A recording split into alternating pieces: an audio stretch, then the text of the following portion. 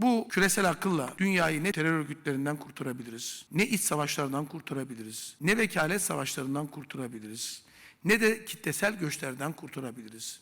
Ne uyuşturucu yaygınlığından kurtarabiliriz, ne mali suçlardan, sanal kumar gibi, kripto organizasyonlar gibi ve coin gibi paraların başka piyasalarda aklanmasından kurtarabiliriz. Beni bağışlayın. Dünya bir suç bataklığı içerisinde, bunun mesulü batılı gelişmiş ülkelerdir.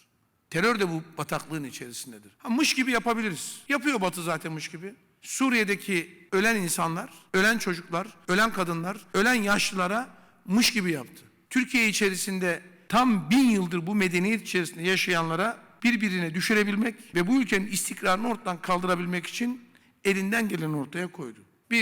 Burada Sayın Cumhurbaşkanımız bir model ortaya koydu. Koyduğu modeli arkadaşlarıma da söylüyorum. Birinci model şu. Evet, küresel bir dünya var. Bir Birleşmiş Milletler var. Bir NATO var. Elbette ki biz onları görüyoruz. Ama onların bizi sürüklemek istediği yola girmedik. İkili ilişkilerimizi geliştirdik. Bölgesel ilişkilerimizi geliştirdik. Tarihin bize buyurduğu ilişkileri, yani tarih boyunca hangi alanlarda ilişki kurmuşsak onlara sırtımızı dönmedik. Onların bize verdiği ilişkileri geliştirdik. Ve ticari olarak kurduğumuz ilişkileri de geliştirdik. Yani sadece bir ticari ilişki kurmadık. Ticari ilişkilerimiz üzerinden birbirimize olan ihtiyacımızı sürekli değerlendirebileceğimiz bir anlayışı ortaya koyduk. Dünyaya tavsiyemiz de budur. Birleşmiş Milletler'in, NATO'nun ve küresel aktörlerin, küresel kulüplerin varlığını kabul edebilirsiniz. Bir işe yararlar mı? Ben yarayacaklarını düşünüyor değilim. 2. Avrupa diye bir şey var mı? Kimse aldanmasın. Avrupa diye bir şey yoktur. Avrupa Amerika'nın vagonudur. Ne derse onu yapmak zorundadır. Adımını da ona göre atmak zorundadır.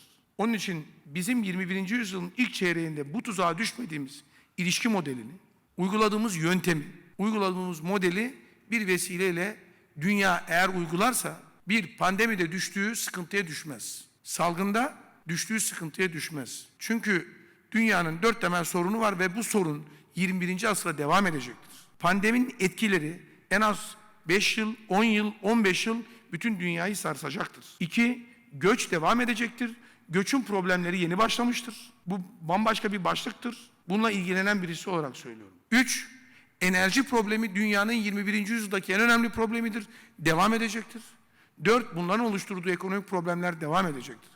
Bunları yönetmeye Batı'nın gücü, bunların yönetmeye Amerika'nın gücü, bunların yönetmeye Avrupalı liderlerin gücü yetmez. Yetmeyecektir. Yapılması gereken her ülkenin kendi üstünlüklerini insani bir şekilde iyi bir yönetişimle ortaya koymak ve bu problemlerden kurtulmaktır.